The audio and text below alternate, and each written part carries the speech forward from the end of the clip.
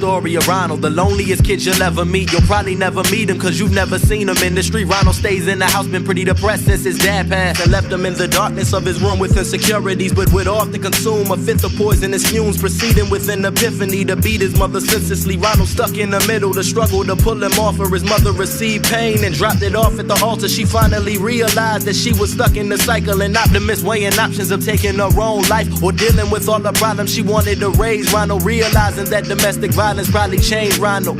It's Monday afternoon, 3 p.m. to be exact. Was exiting the bus where he was bullied by his peers, entering the house and walking right into his fears. Seen blood drip from the top to the bottom stair. With a glare he sees his mother and releases a screech. He saw her veins split in half with a blade by her feet. Couldn't believe the scene that his eyes were forced to receive. Drops to his knees, God please let this all be a dream. But it wasn't, and paramedics start arriving to the residence. His father already riffing about the cost of the funeral, and now he's in the living room belligerent as usual. Ronald's a punching bag for his dad, who's leaving bruises. The victim and victimizer relationship is abusive. Ronald's only 13 with a deprivation of dreams. His father's an alcoholic who's more concerned with his liquor than he is his own seed. Go get me a beer, nigga. His father was complicated, he didn't believe in limits. A man of little conviction who's struggling with addiction and now become well conditioned from drinking with repetition. On a downward spiral, he loads the clip of his rifle, saying a prayer like he's searching for forgiveness. It's a futile attempt, the Lord refuses to forgive him for that lifetime of sinning. Now you praying for repentance. All that alcohol dependence, he was physically dependent. Then he says a Hail Mary, kiss the crucifixion pendants, puts the barrel to his chin like this is the end, friends. Now Ronald's left all alone in a system of foster homes full of pedophilic predators, molested on the regular. Teachers don't understand why he hardly ever speaks, and his grades are getting worse as he academically plummets. Developed a speech impediment to pain, he's impervious. It's from his foster mother who's sneaking under his covers. Ronald doesn't understand cause he has yet to reach puberty, confused by perverted love he receives on the regular. He tries to fight the feeling, but she always gets the best of him. This bitch is taking his soul and now there ain't nothing left of him. Solitude in his room as he sits in the darkest corner. He's medicating his pain with strains of marijuana. Refused to talk to a pastor, he don't believe in religion. He said if God resides then my mother would still be living. Instead she left me in hell, the agony of this prison. No one understood that that was his defensive mechanism, not knowing that he wanted to push the pain that he was given. The direction of a person that's living without a purpose. He made it up in his mind that these motherfuckers deserve it. In a world where this child was abused and left deserted, he started studying killers such as John Wayne Gacy and those kids from Columbine. He saw them as masterminds, perfected the blueprint, and with the rifle Ronald's accurate. The same barrel his father uses now his muse. He loads the clips then he cocks it as he throws it in the duffel. Smell of death, teen spirit, and a whole lot of trouble. He's bumping Marilyn Manson, you could probably feel the treble. Ronald never talks to God, conversations with the devil like please give me the strength to kill all of these motherfuckers. As he's walking into school with a fucking Mac 11, he's done with the disrespect, so he's aiming it at your neck,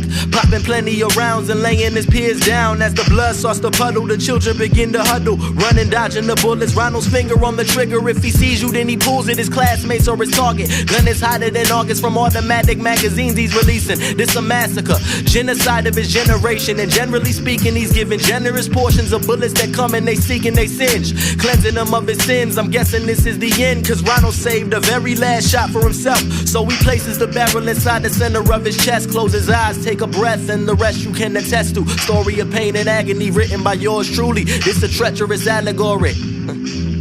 I hope you never confuse it, don't lose it.